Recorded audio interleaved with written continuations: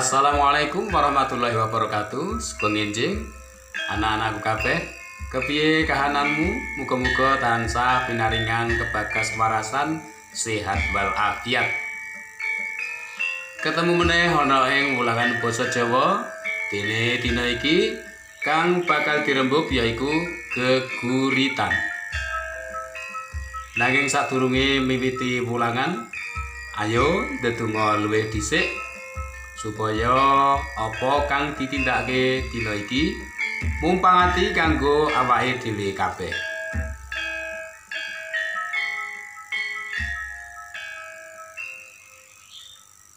Manut tuntunan agama lan kapitayane dhewe-dhewe, ndedonga kawiwitan. Ndedonga cukup. Nah, bocah-bocah wis padha siaga.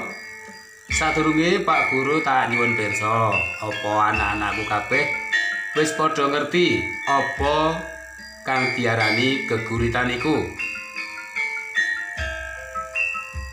Geguritan yaiku salah sawijining karangan sastra Jawa kang duweni tembung lan ukara kang endah lan ngemu surasa. Ing basa Indonesia diarani puisi. Geguritan uga duweni paugeran kaya dene puisi. Supaya luwih cetha, perangan sepisan coba rungokno cerita kang arep ndak wacake.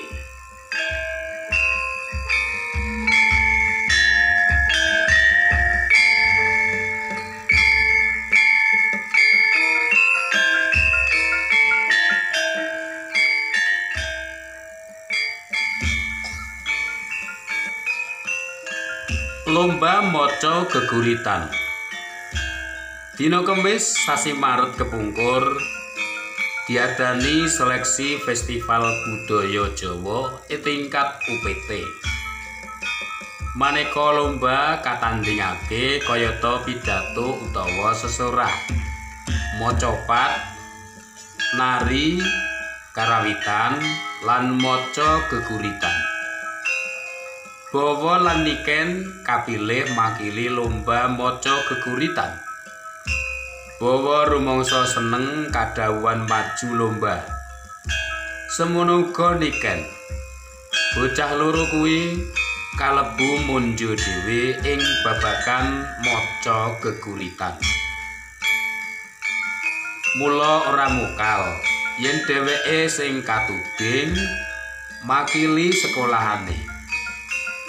Bawa maca geguritan kanthi ira-iraan pisungsung mring bumi pertiwi. Dene Niken maca geguritan sing judule Lelabuhane Guru. Jam 1 awan kajuaran diumumake. Nalika lomba maca geguritan diumumake, atine Bawa lan Niken deg-degan. Nalika juara 3 lan 2 diumumake, atine Bawa saya trataban. Tenan, bareng tekan juara 1, jenenge Bawa sing disebut. Saknalika Bawa njolo karo bengok sak rosane. Apa meneh kanca-kancane padha sorak-sorak saka senenge. Gilirane sing putri genti Niken sing tambah deg-degan. Padha kaya si Bawa, Niken uga oleh juara 1. Kanca kancane lan uga bapak ibu guru sing nunggoni padha ngucapake slamet marang Bawa lan Niken. Bocah loro kuwi seneng banget oleh tropi lan bebungah wujud duit.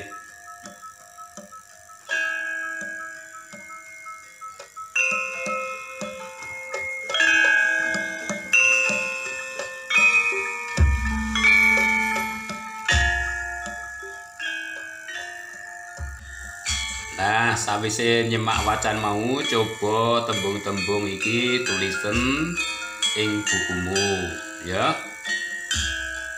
A. Yadani. B.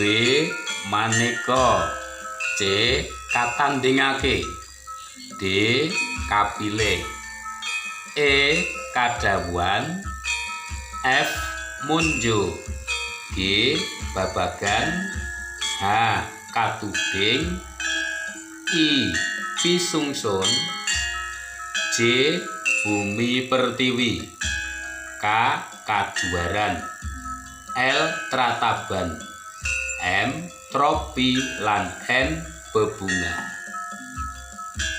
Sakwise bocah-bocah nulis tembung-tembung iku mau, mula banjur wacanen bola-bali supaya kowe kabeh padha ngerti karepe. Ing kono Pak Guru wis maringi tegese sisan. Sabanjure coba wangsulana pitakon-pitakon iki kang magayutan karo wacan mau. A. Apa ira-irane wacan dhuwur mau? B. Kapan anggone bawa melu lomba maca geguritan? C. Lomba iku dianakake ing acara apa? D. Jenis lomba apa wae sing ditandingake?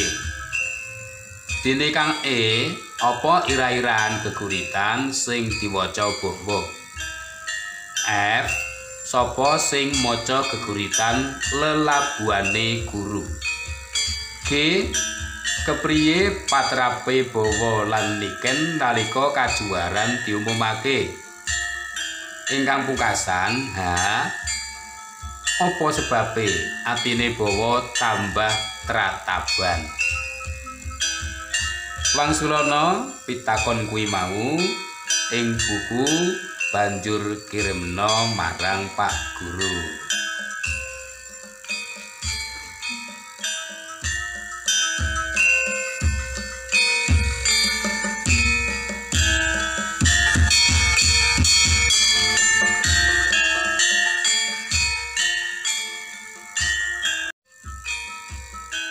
Bocah-bocah pirangan kang kapindho yaiku wayahe maca geguritan.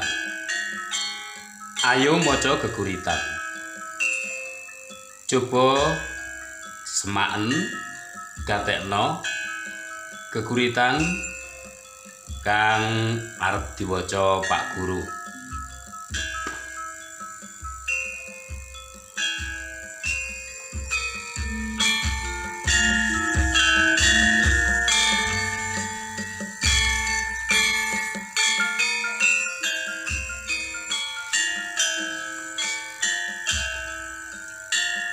Pahlawan kusumaning bangsa dening J.E. Siswa Pangarso.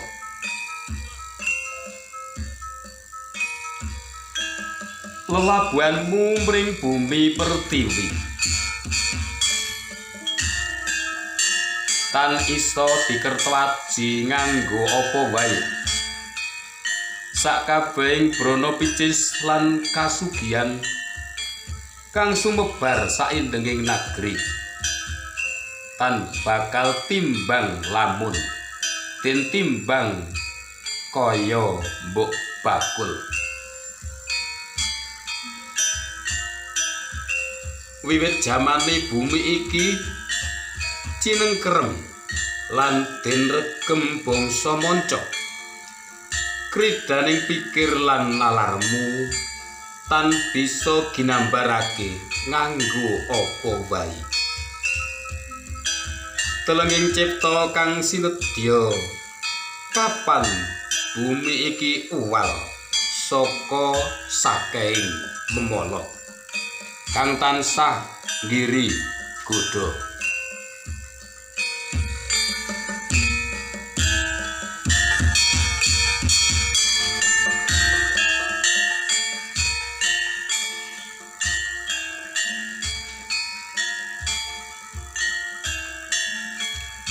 Nah, bocah-bocah, Iki mau tulodo Pak Guru maca geguritan sing dianggit dening JE Siswa Pangarsa. Yen bocah-bocah maca geguritan kurang luwih uga kaya ngono kuwi. Nah, saiki tugas kanggo bocah-bocah yaiku maca geguritan. Wacanen geguritan mau di video utawa direkam banjur kirimno marang Pak Guru. Wis bocah-bocah kabeh kaya cukup semene wulangan ing dina iki. Muga-muga manfaati kanggo kowe kabeh. Wis Pak Guru pungkasi muga-muga bocah-bocah diparingi sehat walafiat, mumpung sinaune anggone bantu marang wong tuane ya ora. Cukup semene. Billahi taufiq wal hidayah. Assalamualaikum warahmatullahi wabarakatuh.